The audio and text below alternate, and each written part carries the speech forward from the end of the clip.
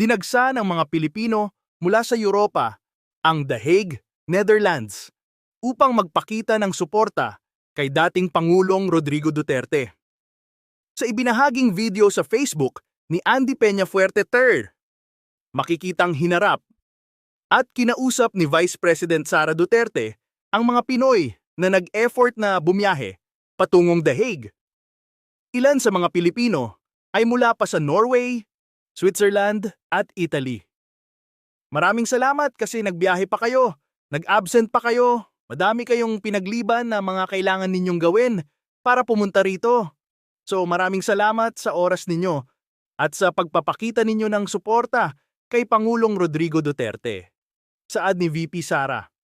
Ayon pa sa bise, kakabisita niya lamang sa kanyang ama at maayos naman daw ang lagay nito. Kasalukuyang nakadetain sa The Hague ang dating Pangulo para sa paglilitis ng International Criminal Court kaugnay ng nagawa umanong crimes against. Wala kaming napag-usapan, ma'am, about endorsement ni Senator Amy Marcos. Basta, let me just express my gratitude to Senator Amy Marcos for opening the Senate investigation, no? Para siguro hindi na maulit at para napapag-usapan siya sa loob ng ating pamahalaan. Extraordinary rendition ang sinasabi. At gusto rin natin malaman yung tungkol sa warrant. Kayo na lang ang mag-umpisa. Salamat. Opo, Senator Amy, may I be allowed to read the statement? Yes, please. Please do so. Okay, thank you. Opo. Mga kababayan, on March 11, 2025, former President Rodrigo Roa Duterte was forcibly taken by the Philippine National Police upon his arrival at the Ninoy Aquino International Airport. He was brought to Villamor Air Base, a military air base, detained for nearly 12 hours, and then flown out of the country on a private jet to The Hague, all allegedly because of a warrant issued by the International Criminal Court. This was patently an illegal arrest. This constitutes extraordinary rendition. A Filipino citizen, a former president, was taken into custody without a valid warrant issued by a Philippine court, without due process, and without any legal basis under our laws. The Constitution is clear. Section 2, Article 3 of our Constitution explicitly states, the right of the people to be secure in their persons, houses, papers, and effects against unreasonable searches and seizures of whatever nature or for any purpose shall be inviolable, and no search warrant or warrant of arrest shall issue except upon probable cause to be determined personally by the judge after examination under oath or affirmation of the complainant and the witnesses he may produce, and particularly describing the place to be searched and the persons or things to be seized. This means that for an arrest to be lawful, it must be carried out pursuant to a warrant issued by a Filipino judge of a Philippine court. Nasaan po ang warrant of arrest na inisyu ng hukuman ng Pilipinas? Wala. Without a valid warrant from a Philippine court, this was at best a warrantless arrest. Under the rules of court, warrantless arrests are only permitted in 3 instances: in flagrante delicto, hot pursuit, and escaped prisoner.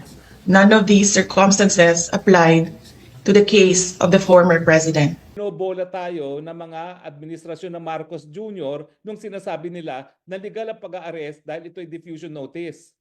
Uulitin ko po, parang ulol naman tayo na sasabihin natin sa ating sarili, sa bansang Pilipinas, sige nga, tulungan mo akong arestuhin. Ang ibig sabihin po niyan, Pilipinas lang talaga ang nagdesisyon na arestuhin ang presidente. Wala pong kinalaman ang Interpol, wala pong kinalaman ang International Criminal Court.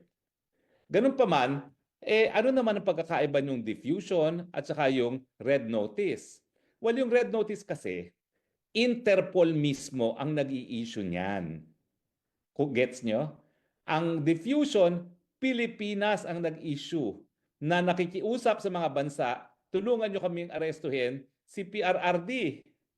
Pero bakit mo gagamitin nga ang diffusion kung pag-aaresto sa Pilipinas mismo? Samantalang, ang red alert notice naman, galing sa Interpol at lahat ng miyembro ng Interpol ay pinakikiusapan. Pwede ba paki-aresto preparatory sa extradition.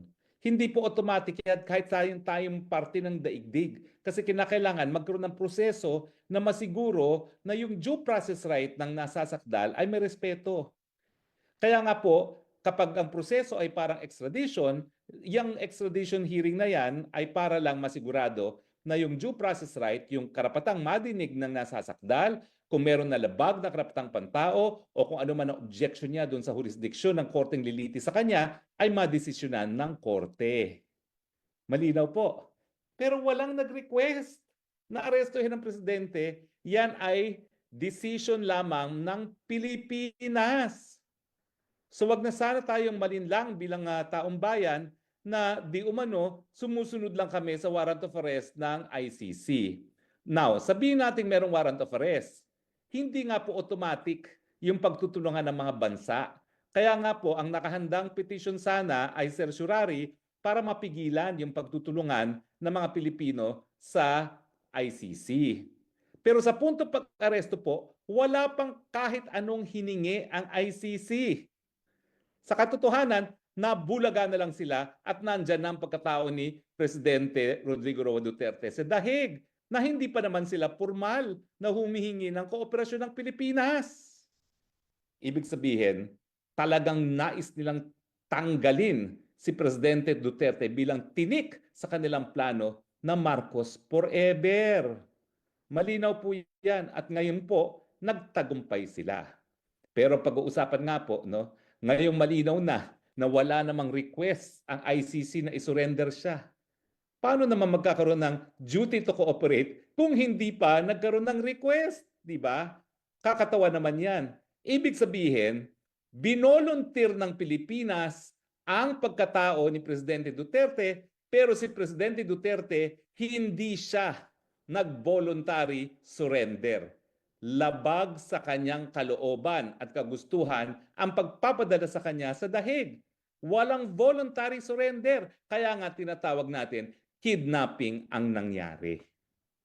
Di ba? Dahil kung yan ay dinaan sa tamang proseso, binigyan sana siya ng kanyang karapatan ng due process at yan nga ay sa harapan ng hukuman. Kaya lang, kung todo bola sila, di umano, sumusunod lang kami sa ating obligasyon sa tratado. Hello! Miski sa Interpol po, walang obligasyon na sumunod sa Interpol. Miski meron ng red notice alert. Bakit? Depende pa rin po yan sa lokal na batas. At ang ating lokal na batas, unang-una, ang saligang batas, no person shall be deprived of life, liberty, or property without due process of law. At yung proseso na susundin ay yung proseso ng deportation. Malinaw po yan, ha? So ngayon, dahil hindi naman pala humingi ng tulong ang ICC, binolunteer ng Pilipinas ang pagkatao ni Presidente Duterte na malinaw naman sa mga video na bakit, ano kasalanan ko, bakit niyo ako hinuhuli? Talagang malinaw po, kidnapping. Malinaw na malinaw pa sa sikat ng araw ang nangyari. Kaya nga po umaasa ako na dahil sibilisado naman ang mga West sa ICC at sibilisado naman yung hukuman na yan, na hindi sila papayag na magpatuloy ang kanilang jurisdiction gayong ang pagkatao ni Presidente Duterte ay napuha sa pamamagitan ng kidnapping. Malinaw po yan. Maraming salamat nga pala dun sa nagpadala sa akin ng yung diffusion notice. Parang telegram po yan. Pero nakakatawa nga, yung diffusion notice dapat pinapadala sa iba't ibang bansa. Hindi mo dapat padala sa sarili mo. Dahil ang requesting party, Pilipinas, ang ginawa niya, pinadala niya sa sarili niya, pinatupad niya yung sarili niyang request sa kanyang sarili. Di ba nakakabuang yun? Hello talaga. Well anyway, darating na po ang takdang panahon at yan naman po ay mailalabas sa hukuman. O nga pala po, no, kami po ay in the process of filing a reply doon sa sagot ng OSG, hindi pala OSG, ng DOJ, doon sa hinain naming habeas corpus with certiorari and TRO na ang aming naging kliyente ay si Congressman Pulong. In any case, bawal naman ako magkomento sa merito dyan. Sinasabi lang namin na mali yung pagkakahuli dahil nga po walang legal na visa ang warrant of arrest na in-issue ng ICC. Pero hindi pa namin alam ng mga panahon na yon naniwala palang request ng ICC na isurrender ang pagkatao ni Presidente Duterte. Kaya naman nagkaroon ng certiorari kasi nga kung sila ay makipagtulungan, yan ay magiging grave abuse of discretion dahil walang basihan talaga para tayo makipagtulungan dahil tayo po nga ay nagbitiw na sa pagiging miyembro ng ICC. Pero yan naman po ay statement of fact lang. Hindi na po ako magsasabi kung tama ako may mali dahil yan man po ay nakabinbin na sa hukuman. So, hihimay-himayin po natin yung mga nakuhang mga katotohanan ng committee ni Senator Amy Marcos dahil marami pa po dyan na dapat nating pag-usapan. No? Pero lahat po yung pinag-uusapan natin kung tama nga ba yung proseso na paghuli at pagpadala kay dating Presidente Rodrigo Roa Duterte